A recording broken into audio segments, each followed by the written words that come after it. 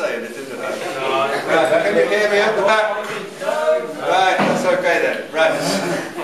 I think I came to the last fans forum as a supporter. So here's a health warning. I asked too many questions and then got invited on the board. So, for any of those who want to ask difficult questions, you might be on the board. Right. What the format of this evening is, the first half is going to be a presentation on where we are as a club and where we're going to get to. And that will be Jez and me as a doublet. That's the first time I've got picked for the team. Yeah. Yes. We'll lose tonight. Right. That's what we like. A little bit of positive banter. Did I open myself up for that one? Possibly. I'm just listening. Right. Now, what I realised as a director is I didn't know much about this club. I thought I did, but all I used to do was come, watch a match and go home. And then once I got involved in the club, I realised what a great place it is and how much work we do. And one of the big things that we do is on your seat, which is the development pyramid. So Jez, who managed to do this on his computer, did you? I think Jules did. Oh, Jules.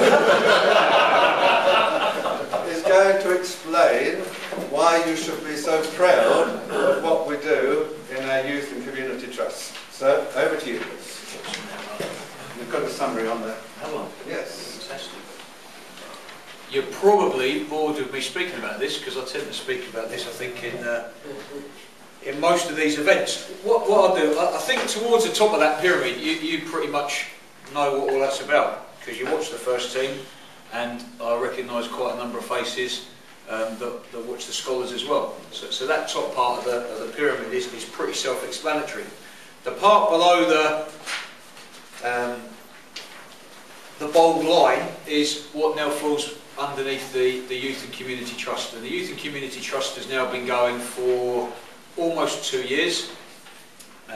It's a registered charity and basically encompasses all the work we do within the community and within youth development outside of the scholarship and the first team. So the peak of the pyramid, if you like, the development side for the football is our Centre of Excellence. And I don't know how many people know what our young teams get up to every week because they're a little bit hidden away and we can't publicise who they play very often because the well documented rules from the Football League and the Premier League don't allow us to officially play in their competitions. But our under-9s to under-16s every week will play Football League opposition and quite often play Premier League opposition.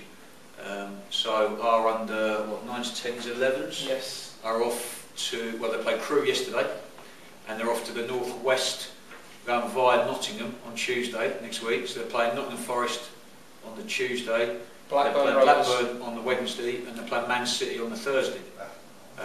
They've already played Arsenal, they've already played Tottenham, they've already played Chelsea, they've already played West Brom. This is the football that our youngsters get regularly all through the season. They've been to tournaments abroad.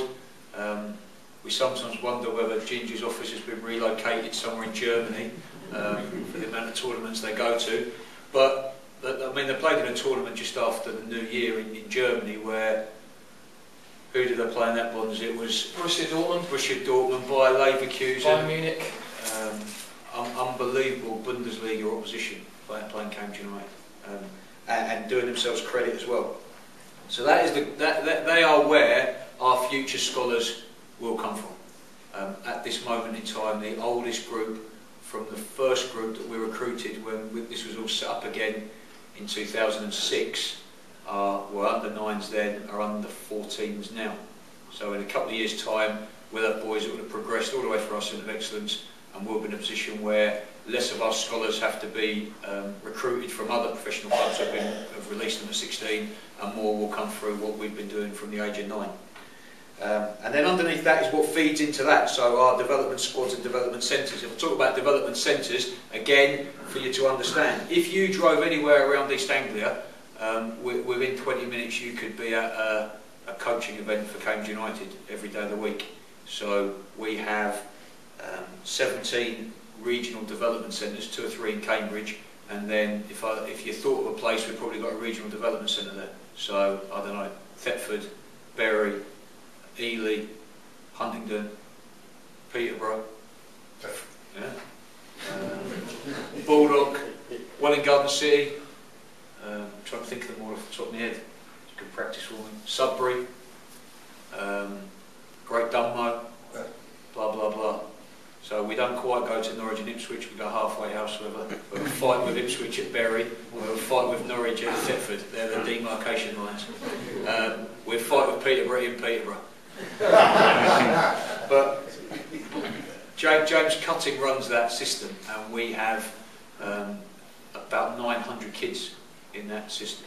So they're aged, youngest would be about under 6, under 7, that goes all the way through to under 14s.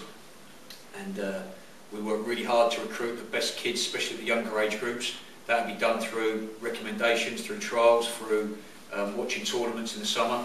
When everyone's having the summer holidays, our scouts and our coaches will be out every single weekend, a number of tournaments all throughout the summer, finding the best young players to invite. And the majority of the kids that are in our Centre of Excellence have come through that scheme. So they would have started at a development centre somewhere, been spotted by the coach, would have progressed into a development squad, which are like the best kids, if you like, in the north of the area and the south of the area, and then would have gone on to from there into the Centre of Excellence.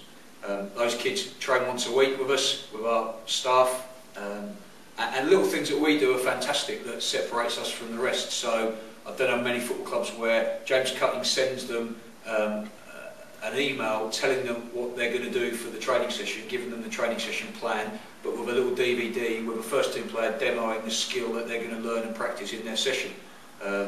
I say a little bit of rubbish that James told me to say, but the credit goes to James, because the amount of detail those kids get and the amount of care that goes into making it as good as it can be is fantastic. So for that reason, even though the kids pay a fee, we get good kids and they stay. So that's the football pyramid, if you like, all the way from 6, 7-year-old like, goodness knows, probably Lee Watkins a few years ago, who's now one of our under 11s, probably watched more CRC games in the last 3 or 4 years than I have. He's a regular, watches first team games, plays in our Centre of Excellence, come all the way through that scheme, and there's plenty others in the system like him. Then the base of the pyramid is something that we've expanded in the last couple of years, and Cambridge United hasn't always done a fantastic job with football and community. It did do a very good job, and then I think things became difficult when we got relegated. Like with everything else, funding became difficult, and we repaired a lot of damage, and we do a lot now within the community. So in every week we'd be coaching in approximately 25 local primary schools. There'd be at least 500 kids every week doing a Cambridge United event. And a Cambridge United event now isn't just football, and in fact is rarely football. So what our aim is with these kids is to engage youngsters, primary school ages particularly, to engage in sport, to make them fitter, healthier, more active, give them the disciplines that you need in life that can be taught through sport, and try and engage them in something that will encourage them to do an activity. So it might be, if you went to a Cambridge United event, you'd see some kids doing fencing, or gymnastics, or dance, or quick cricket, or tag rugby. And in fact, the activity that we deliver the least of is football. So we are much broader than just a football club. And the reason for that particularly is, if you go into primary schools, 10 or 15% of the class, the boys, play football out of school anyway. And what we're trying to do is we're trying to get to the 85% of kids who maybe aren't doing a sport, aren't as fit and healthy as they should be. And we use the brand of Cambridge United and our position as a professional football club, a professional organisation, qualified coaches, and also the aspiration of, even at our level, people aspire to be Josh Colson, or people aspire to be Luke Berry, and they're really good role models that we can use within schools. We then have lots of grant-led projects that we do with different sections of the community, and I don't want to stand here and name those minority groups within the community, but everyone will understand what I mean by that, and we try and work with the local authorities to deliver them. And we also have an apprenticeship scheme where we create apprentices who are going to become coaches, and they actually become teaching assistants at the primary school. So rather than being like a lot of organisations where you're in and out for one after school club a week, where you're trying to get as much money as you can off the parents of the kids who are going to go to a particular class. Our apprentice would be a teaching assistant in a school for 25 hours a week and do the clubs as part of that scheme. So we're trying to build really good long-term, long-standing relationships with schools so that we can grow what we do and yeah, establish good relationships and long-term relationships. So that's pretty much it. At this moment in time, in the last 12 months, approximately 3,000 kids have benefited from an activity within Cambridge United Youth and Community Trust. Our aim, or our stated aim, is within the next 2 years. It was a 3-year stated aim. You don't like hearing about 3-year plans. But this one's less controversial and a little easier to measure. That we want to coach 10,000 kids a year, and that's our aim. And the reason, I think the final slide that we'll get to tonight before you have a drink and wait for the questions in the second half is about this West Ham game. And can I touch on it, Dave, quickly? Good. If I ask Dave a question, I ignore the answer.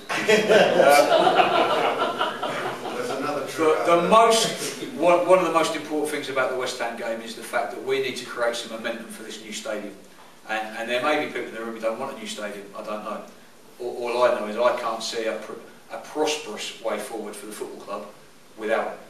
And I know that the facilities that could be incorporated in a new stadium, they call it a sporting village, it's got a nice little buzzword to it, but what it means to us is facilities. At the moment we're hamstrung by two things. One, we get no funding, you know the score about that, and somehow we have this now self-sustaining.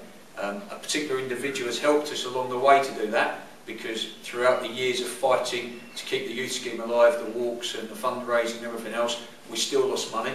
And if it wasn't for the generosity of somebody to clear that for us and that problem for us, that would be an ongoing issue. But this now sustains itself from top to bottom.